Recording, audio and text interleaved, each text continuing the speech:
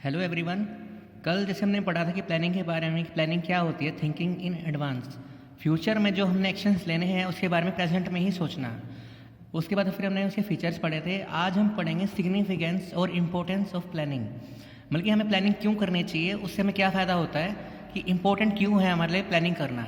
तो पहला पॉइंट है प्लानिंग प्रोवाइड्स डायरेक्शन। हमें किस डायरेक्शन में जाना है, हमें किस जगह जाना है, उसके लिए हमें कौन सा रूट लेना चाहिए, वो हमें प्लानिंग प्रोवाइड करती है। फॉर एग्जांपल कि हमने डिसाइड किया कि हमने दिल्ली जाना है, तो दिल्ली हमारे लिए एक तरह से डायरेक्शन है। हमें 20 लाख की सेल्स करनी है, 2 करोड़ का प्रॉफिट अर्न करना है, वो एक डायरेक्शन डिसाइड करता है कि हमें किस डायरेक्शन में मूव करना है। Planning is concern with predetermined course of action. It provides a direction to efforts of employees, मतलब कि एम्प्लॉयज़ को किसी पर्टिकुलर टाइम पे क्या करना है, means what to do, how to do. It gives particular direction to move in, मतलब ये प्लानिंग जो होती है, एक प्लान बन जाता है कि हमने आपको ये काम करना है।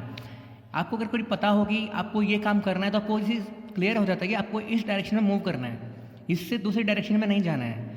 अगर मान लो कि आपका सिर्फ एक डायरेक्शन है, जो प्लान बनाया गया है कि लॉकडाउन है, जैसे कि लॉकडाउन का ही हम एग्जाम्पल लेते हैं कि आपको अपने घर पर रहना है, तो वो एक डायरेक्शन है कि आपको घर से बाहर नहीं निकलना है। डायरेक्शन आपके लिए ये है कि इसी डायरेक्शन में ही आपको जाना है। फॉर एग्जाम्पल किसी आपको पता है कि दिल्ली जाना है, तो आपको सभी को पता है कि दिल्ली कहाँ पड़ता है, तो दिल्ली के रास्ते पे ही आप दिल्ली जाओगे ना। अगर आप झज्जर के रास्ते पे निकल जाओगे तो दिल्ली तो कभी नहीं आएगा। अगर आपको श्योर है कि आपका टारगेट दिल्ली पहुंचना है, तो ही आपको डायरेक्शन मिल पाएगी ना कि आपको इस डायरेक्शन में मूव करना है। तो प्लानिंग करने से हमें एक डायरेक्शन मिल जाती है जिस पे हम चल के अपने टारगेट को अचीव कर सकते हैं। नेक्स्ट पॉइंट है planning reduces the risk of uncertainties. जैसे हम सभी को पता है कि फ्यूचर एक अनसर्टेन होता है, क्योंकि हमें नहीं पता कि कल परसों क्या होने वाला है। There are lots of unexpected situations. बहुत सारी सिचुएशन ऐसी होती हैं जो हमने एक्सपेक्ट भी नहीं की हैं। हो सकता है कि कल बारिश आती है, जैसे कोरोना वायरस जो अभी चल रहा है, ये भी काफ़ी अनएक्सपेक्टेड कंडीशन सिचुएशन है जो किसी ने भी एक्सपेक्ट नहीं की थी। Planning means to get ready for uncertain future, कि जो फ्यूचर में होने वाला है उसके लिए हमें प्लानिंग रेडी कर रही है, प्रिपेयर कर रही है, जिससे कि हम उससे होने वाले लॉस की वजह से तैयार रह सकें। जैसे लॉकडाउन भी एक तरह से, लॉकडाउन भी एक तरह से प्लानिंग का एक पार्ट है। प्लानिंग की गई थी कि भाई क्या करा जाना चाहिए जिससे कि हम फ्यूचर के लिए रेडी रह सकें। Planning also include unexpected risk like fire और सम अदर कैलेमिटीज़। प्लानिंग को हम इंक्लूड करते हैं कि अनएक्सपेक्टेड जो रिस्क हैं, आग लग जाना, चोरी हो जाना, बाढ़ आ जाना है, कुछ भी नेचुरल कैलेमिटीज़ जो होती हैं, उनसे बचने के लिए भी जो भी हम सोचते हैं वो भी प्लान्स में काउंट होता है। Resources are kept aside in plan to meet such uncertainties. जैसे कि इसका मतलब यही है कि फ्यूचर एक अनसर्टेन चीज़ होती है कि हमें नहीं पता कि कल या परसों क्या होने वाला है, या शाम को भी क्या होने वाला है। अगर हम उसको एनालाइज कर लेते हैं, प्रेडिक्ट कर लेते हैं कि हम, और एज्यूम कर लेते हैं कि ऐसा ही होगा, तो उसके बाद हम प्लान करते हैं। जैसे कि मैं पहले डिस्कस कर चुके हैं कि प्लानिंग कभी भी ऐसे नहीं होती कि हमने जो सोचा वो कर लेंगे। पहले हम इन्वायरमेंट स्कैन करते हैं, उसके बाद हम प्रेडिक्ट करते हैं फ्यूचर को कि फ्यूचर में क्या होने वाला है, फिर हम एजम्पशंस लगाते हैं कि अगर ऐसा हुआ तो हम ये करेंगे। वैसे ही है कि फ्यूचर एक अनसर्टेन चीज़ होती है कि हमें नहीं पता कि कल क्या होगा। अगर हम एज्यूम कर रहे हैं या प्रेडिक्ट कर रहे हैं फ्यूचर को, उसके बाद ही हम कुछ प्लान कर सकते हैं। तो प्लानिंग से क्या होता है, भविष्य में होने वाली कोई भी ऐसी गतिविधि जो हमारे एक्सपेक्टेशन में नहीं है, उससे हम जो रिस्क होने वाला है हमें, उसे हम कम कर सकते हैं प्लानिंग के थ्रू। क्योंकि प्लानिंग हमेशा फ्यूचर के लिए ही होती है, तो फ्यूचर में जो कुछ होने वाला है उसके लिए हम रेडी रहेंगे तो हमारा जो रिस्क है कम हो जाएगा। फिर नेक्स्ट पॉइंट है प्लानिंग रिड्यूसेस ओवरलैपिंग और वेस्टफुल एक्टिविटीज़। ओवरलैपिंग का मतलब होता है कि कोई भी एक्टिविटी बार बार करना। इसका मैं एग्जांपल दूंगा, काफ़ी अच्छा एग्जांपल है। एक है वेस्टफुल एक्टिविटीज़। ओवरलैपिंग और वेस्टफुल एक्टिविटीज़ में कुछ कॉमन ही चीज़ें ही होती हैं, सेम एलिमेंट्स होते हैं। जैसे कि मैं एग्जांपल लेता हूँ, आपको पहले ओवरलैपिंग बता देता हूँ कि होता क्या है। मान लो कि एक फैमिली है, सुबह सुबह अपने मीटिंग टेबल पे या लंच टेबल पे डिस्कस कर रही है। फादर ने कहा फैमिली में कि मेरी पैंट है उसे नीचे से 3 इंच कम करवाना है, मतलब उसका 3 इंच या 15 इंच लगा लो, 15 इंच उसको नीचे से कटवाना है। सबने सुन लिया, लेकिन किसी ने ये डिसाइड नहीं किया भी कि ये काम कौन करेगा, प्लानिंग किसी ने नहीं किया है। तो उस केस में क्या होगा, जब बेटा सुबह स्कूल से आएगा तो वो कट करवा लाएगा, फिर जो उनकी बेटी है वो कॉलेज से आएगी वो कट करवा लाएगी, फिर शाम को उनकी मदर आएगी दोनों की, वो कट करवा लाएगी, और पैंट में कुछ बचेगा ही नहीं।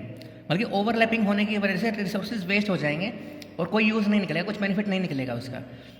तो as department plans are derived from the organisational plan, as a result there will be coordination among departments. जैसे कि डिपार्टमेंट्स दोनों फैमिली पर्सनस हैं, और ऑर्गेनाइजेशनल गोल क्या है, जो सबको डिसाइड हुआ है, जब सभी कुछ करना है। Planning ensure clarity of thoughts and actions, work can be carried out smoothly. Plan का मतलब क्या होता है कि सभी को पता होगी किसका क्या रोल है, क्लैरिटी ऑफ थॉट्स रहे कि माइंड में सब कुछ क्लियर रहे कि मेरा ये काम है, तो उसके बाद ही काम जो है स्मूथली किया जा सकता है। प्लानिंग से सभी का पर्सनल जो इंडिविजुअल रोल होता है वो डिफाइन हो जाता है, जिसकी वजह से काम में कुछ ओवरलैपिंग या वेस्टफुल एक्टिविटीज़ नहीं होती हैं। फिर नेक्स्ट है planning promotes innovative ideas. As we know that planning is a mental exercise, जैसे कि हमने कल डिस्कस किया था फीचर्स में, लास्ट पॉइंट था कि प्लानिंग एक मेंटल एक्सरसाइज होती है, इंटेलेक्चुअल प्रोसेस होती है। So there is greater scope of finding new better ideas, better methods. Planning always forces manager to think differently. जैसे कंपटीशन में जब हम कुछ काम करते हैं, जब कुछ सोचते हैं, तो हमारा गोल यही होता है कि हम कुछ नया सोचें, क्योंकि पुराने आइडियाज़ फिलहाल आज के टाइम में शायद काम ना भी आएँ, लेकिन हर एक मैनेजर का रोल क्या होता है, कुछ नया सोचना, बेटर आइडिया सोचना, इनोवेटिव आइडिया सोचना। तो ये एक तरह से इंपॉर्टेंस है प्लानिंग की। नेक्स्ट पॉइंट है planning facilitates decision making. Planning helps manager to predict future and take decision accordingly. Planning का सबसे बड़ा काम क्या होता है, जो हम कल भी बात कर चुके हैं इस बारे में, कि प्लानिंग हेल्प करती है डिसीजन लेने में, क्योंकि प्लानिंग होती है मेंटल प्रोसेस है, जैसे हमको बताइए। तो मेंटल प्रोसेस में क्या होता है कि हमें डिसीजंस लेने होते हैं कि करंट पॉइंट ऑफ टाइम पे या किसी पर्टिकुलर पॉइंट ऑफ टाइम पे हमने करना क्या है, डिसीजन लेना, जो मेंटल प्रोसेस होती है, जो प्लानिंग से ही पॉसिबल हो सकती है। फिर इसका लास्ट पॉइंट है planning establishes standard of for controlling. Controlling का मतलब क्या होता है कि कंपैरिजन करना एक्चुअल आउटपुट में और स्टैंडर्ड आउटपुट में, एक्चुअल आउटपुट में, प्लान्ड आउटपुट में, so as to rectify the deviations if any between planned output and actual output। Actual output क्या होती है, जो एक्चुअल में हमारी प्रोडक्शन हुई है, और प्लान्ड आउटपुट का मतलब क्या होता है, जो हमने सोचा था कि इस टाइम तक इतनी प्रोडक्शन हो जानी चाहिए थी। अगर उसकी डेविएशन नेगेटिव आती है, मतलब कि प्लान्ड आउटपुट ज़्यादा है और एक्चुअल आउटपुट कम है, तो हम उसको ठीक करने के लिए वो डिसीजन लेंगे। तो जो प्लानिंग क्या करता है, प्लानिंग हमें बेस प्रोवाइड करता है, जिसके जिसके बेस पे हम ये कह सकते हैं कि इतना प्लान्ड आउटपुट हो जाना चाहिए था करंट पॉइंट ऑफ टाइम तक, जो कि अगर हुआ है तो भी अच्छी बात है, नहीं हुआ है तो हम उसे ठीक करने के लिए तभी सोच सकते हैं जब हमारे पास कुछ प्लान्ड आउटपुट होगी, इस टाइम तक इतना काम हो जाना चाहिए था। हम एक लिमिट डिसाइड करते हैं प्लानिंग में कि इस टाइम तक इतना काम हो जाना चाहिए, मतलब कि टारगेट कितना होना चाहिए, तो उसके बाद ही हम कुछ कंट्रोलिंग का काम कर सकते हैं। Means plan output means specific target output to be achieved in future. फिर नेक्स्ट टॉपिक है आपका लिमिटेशंस ऑफ प्लानिंग। पहला पॉइंट है प्लानिंग लीड्स टू रिजिडिटी।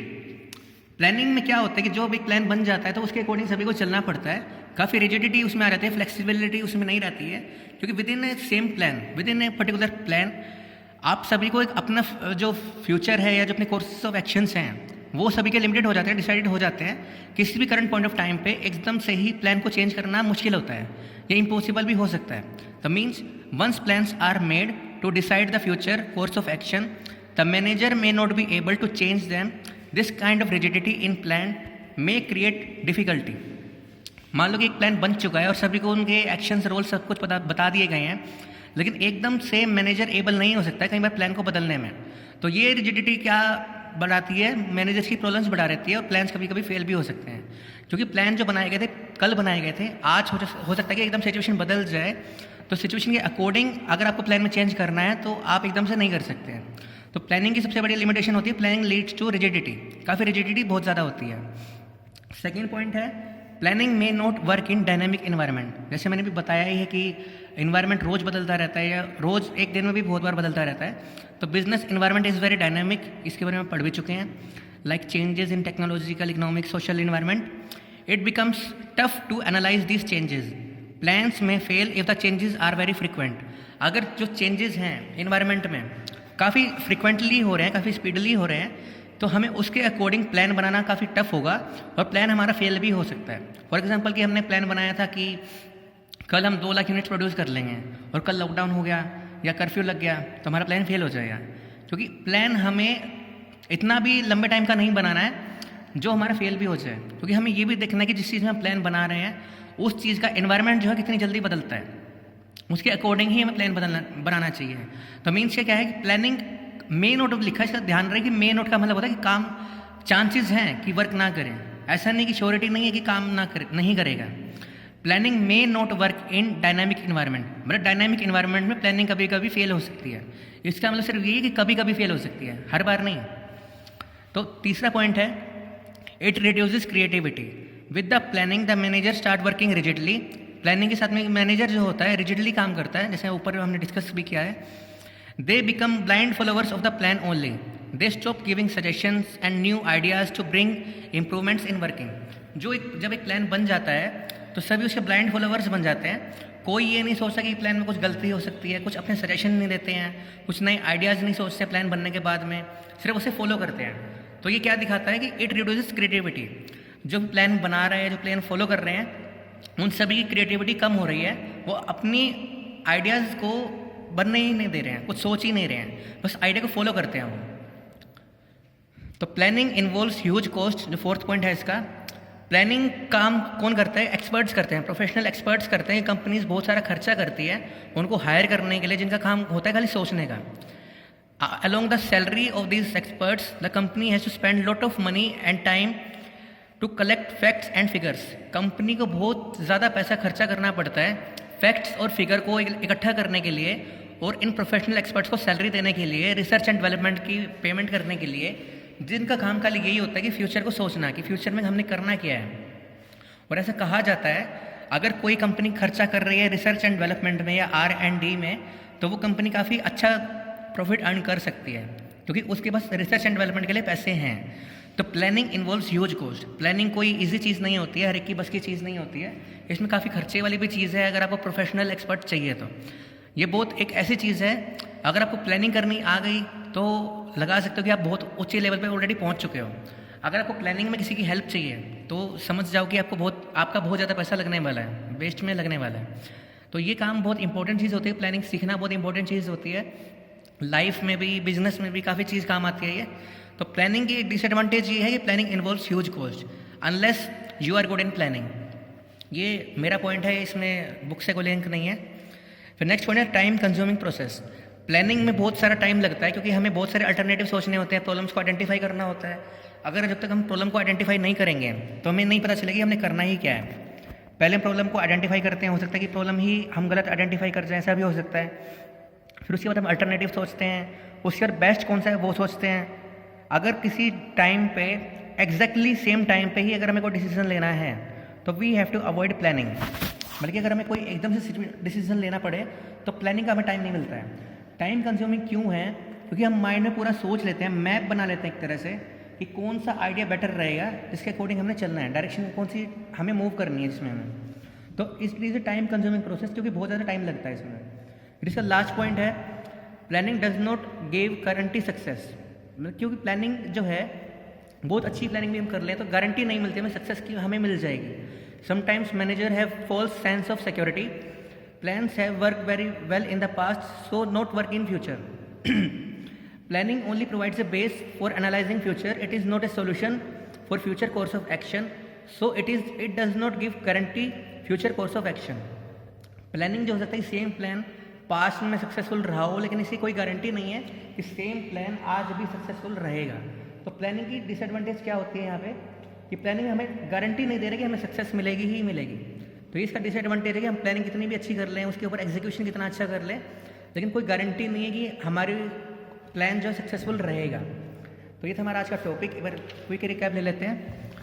पहला पॉइंट था प्लानिंग प्रोवाइड डायरेक्शन सिग्निफिकेंस में, कि प्लानिंग से हमें डायरेक्शन मिलती है कि किसी एम्प्लॉय को, किसी एम्प्लॉयर को किसी टाइम पे क्या काम करना है। ये अनसर्टेनिटीज के रिस्क को कम करता है। प्लानिंग रिड्यूसेस ओवरलैपिंग एक्टिविटीज़ की, कोई एक्टिविटी बार बार नहीं होती है, कोई वेस्टफुल एक्टिविटीज़ नहीं होती हैं।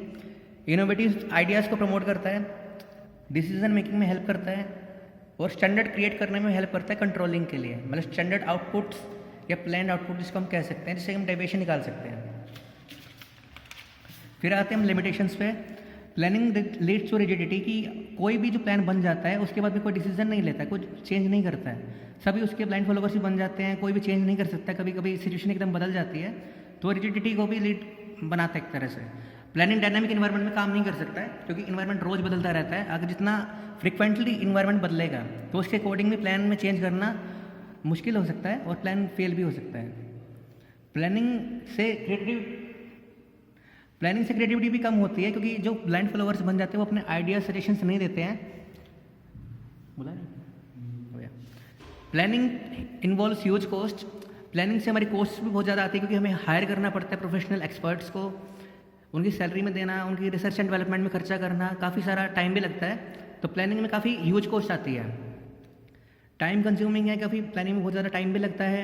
हमें प्लान्स बनाना, अल्टरनेटिव सोचना, एक बेस्ट प्लान चूज़ करना, प्रॉब्लम्स को आइडेंटिफाई करना, तो काफ़ी टाइम भी लगता है उसमें। लास्ट पॉइंट है कि प्लानिंग से हमें कोई श्योरिटी नहीं मिलती है, गारंटी नहीं मिलती कि हमें सक्सेस मिल ही जाएगी, क्योंकि वो हमारे एग्जीक्यूशन पर भी डिपेंड करता है। और हमारी प्लान्स हो सकता है कि हमेशा सही ना हो, हमारे प्लान्स भी गलत हो सकते हैं।